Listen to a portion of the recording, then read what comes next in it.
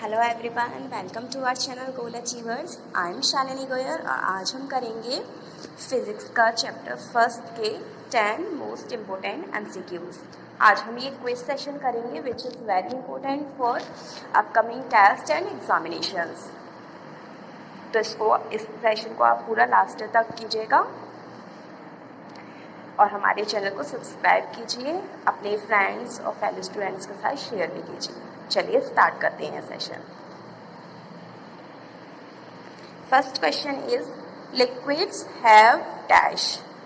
Options हैं A is less compressibility than solids, B is more compressibility than gases, C is more compressibility than solids and D is the least compressibility among the three states of matter। आपको इसका सही answer बताना है कि which option is correct। आप इसका answer comment box में भी दे सकते हैं। The right answer is more compressibility than solids। Liquids have more compressibility than solids। Next question देखते हैं। The density of solid is dash as compare to liquid और gas. Solid की density कैसी है लिक्विड और गैस के compare में? Options हैं A is less, B is more, C is equal and D is nothing can be said.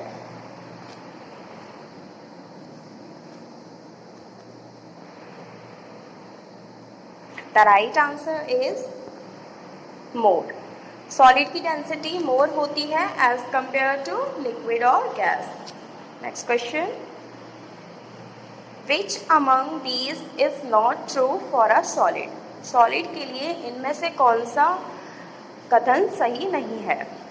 Options हैं molecules are very tightly packed, B is molecules attract one another with a strong force, C is they have definite shape and volume, and D is it is easy to break solids as they have strong intermolecular force। इसका आपको correct answer बताना है कि कौन सा इनमें से सही नहीं है। The right answer is D। Solid के लिए ये सही नहीं है कि it is easy to break solids, क्योंकि सॉलिड्स बहुत हार्ड होते हैं, उन्हें हम इजीली ब्रेक नहीं कर सकते। Next question, something that can not be divided is called. कोई चीज़ जिसको डिवाइड नहीं कर सकते हैं उसे क्या कहते हैं? ऑप्शंस हैं A is matter, B is atom, C is element and D is molecule. आपको इसका करेक्ट आंसर बताना है कमेंट बॉक्स में।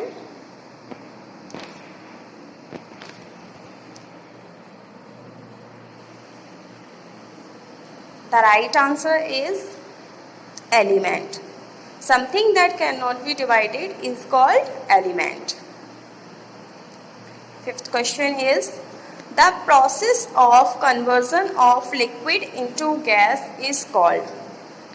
लिक्विड का गैस में कन्वर्जन, इस प्रोसेस को क्या कहते हैं? ऑप्शंस हैं A is melting, B is condensation, C is freezing and D is vaporisation.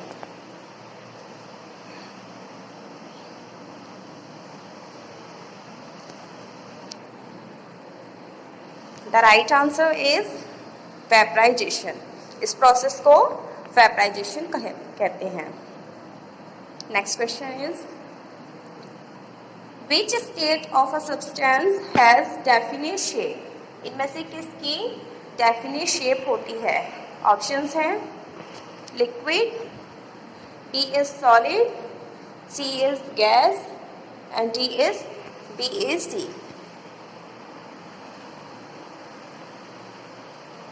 The right answer is solid. Solid की डेफिनेट शेप होती है। नेक्स्ट क्वेश्चन देखते हैं। 7th क्वेश्चन है how does the molecules present in a gaseous substance move. Gaseous substance में molecules present जो होते हैं वो कैसे मूव करते हैं? ऑप्शंस हैं about their own axis, B is continuous motion, C is random motion, D is shows no motion. Which option is correct?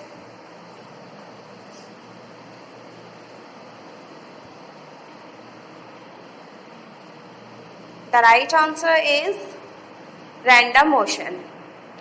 Molecules जो प्रेजेंट होते हैं गैसियस सब्सटेंस में वो रैंडम मोशन में मूव करते हैं। नेक्स्ट क्वेश्चन देखते हैं। Which of these is not a valid assumption of kinetic theory of matter? Kinetic theory of matter का इनमें से कौन सा वैलिड assumption नहीं है? ऑप्शंस हैं A is molecules are in a state of continuous motion. Molecules continuous motion में होते हैं। B is molecular intermolecular force decreases with decrease in intermolecular space. C is kinetic energy increases with increase in temperature. D is none of the above. आपको इसको सही answer देना है comment box में।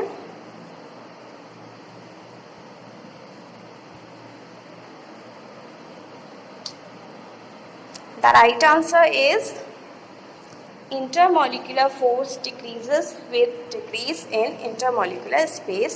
ये assumption गलत है क्योंकि intermolecular force increase with decrease in intermolecular space दोनों वाइस वर्सा में चलते हैं। intermolecular force अगर ज़्यादा होता है तो intermolecular space कम होता है, अगर intermolecular space ज़्यादा होता है तो intermolecular force कम होता है। नेक्स्ट क्वेश्चन देखते हैं। Out of the following, which is the characteristic property of gaseous substance? इनमें से कौन सी gaseous substance की characteristic property है? Options हैं A is compressibility, B is less intermolecular space, C is random motion, D is compressibility and random motion.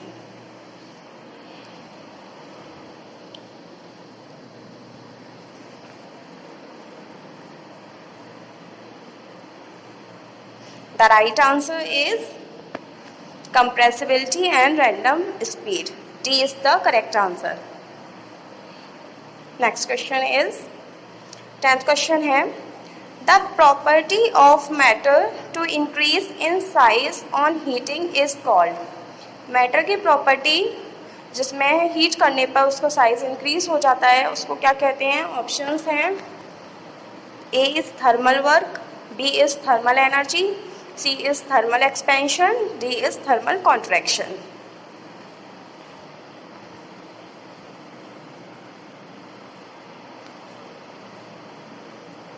The right answer is thermal expansion. The property of matter to increase in size on heating is called thermal expansion. तो ये session हमारा complete हुआ। 10 questions हमने इस पर complete किए। Thank you so much.